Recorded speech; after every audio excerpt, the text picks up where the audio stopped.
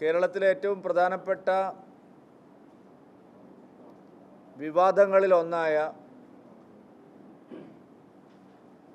കേരളത്തെ കേന്ദ്രം അവഗണിക്കുന്നു എന്നുള്ള പരാതി അടിസ്ഥാനമില്ലാത്തതാണെന്ന് ഇപ്പോൾ വ്യക്തമായിരിക്കുക. മുഖ്യമന്ത്രിയും സർക്കാരും CPM-ഉം വളരെ ശക്തമായിട്ടുള്ള ഒരു പ്രചരണം ഈ കാര്യത്തിൽ നടത്തിയത് അടിസ്ഥാനമില്ലാത്ത ഒരു പ്രചരണമായിരുന്നു എന്നുള്ളതാണ് സത്യം. കേരളത്തിൻ്റെ വാദങ്ങൾ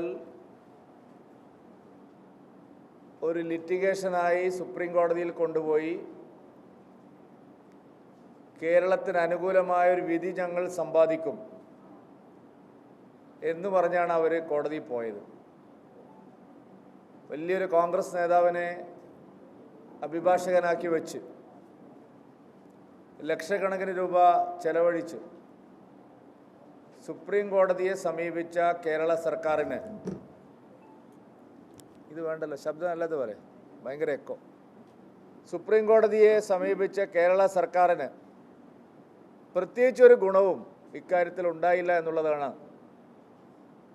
കോടതി ഒരു പരാമർശം നടത്തി, നിങ്ങൾ ഈ കാര്യം കേന്ദ്ര സർക്കാരുമായി ചർച്ച ചെയ്ത ഒരു തീരുമാനത്തിലെത്തണം. അങ്ങനെ പറഞ്ഞല്ല കോടതി പോയത്.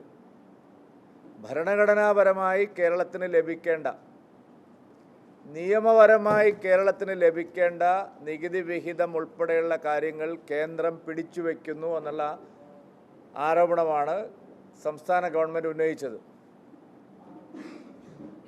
മാത്രമല്ല, കേരളത്തിൻ്റെ വായ്പാ പരിധിയുടെ കാര്യത്തിൽ മറ്റ് സംസ്ഥാനങ്ങളോട് കാണിക്കുന്ന നീതിയല്ല കേരളത്തിനോട് കാണിക്കുന്നത്. രണ്ട് ആർഗ്യുമെൻ്റായിരുന്നു പ്രധാനമായിട്ടുണ്ട്. അതായത് കേരളത്തിനോട് ഭരണഘടനാപരമായി നിയമാനുസൃതമായി കേരളത്തിന് കിട്ടേണ്ട ടാക്സ് ഷെയർ ഉൾപ്പെടെയുള്ള കാര്യങ്ങൾ കിട്ടുന്നില്ല.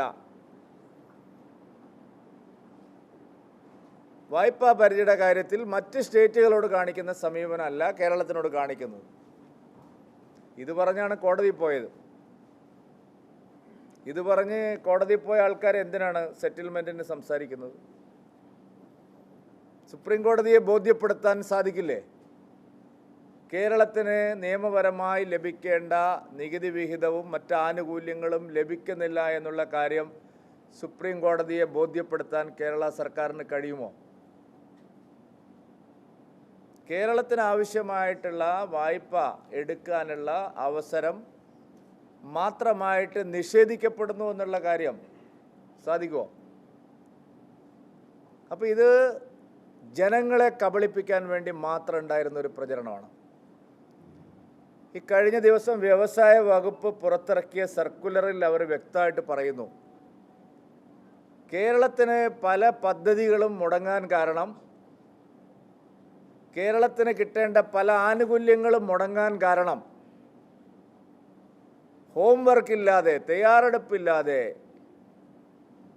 കേന്ദ്രത്തെ സമീപിക്കുന്നത് കൊണ്ടാണ്.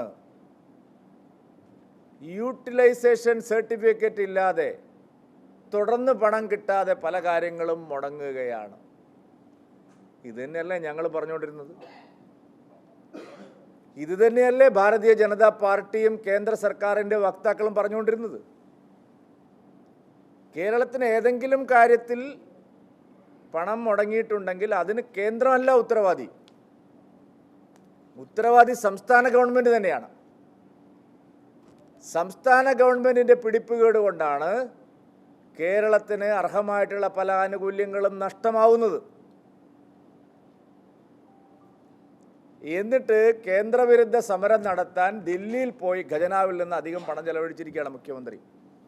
വായ്പാ പരിധിയുടെ കാര്യത്തിൽ ഞങ്ങൾ ആദ്യമേ ഉന്നയിക്കുന്ന ആക്ഷേപം, കിഫ്ബി എടുക്കുന്ന വായ്പകൾ ആരെ ഇടിവെച്ചാണ് കിഫ്ബി വായ്പ എടുക്കുന്നത്?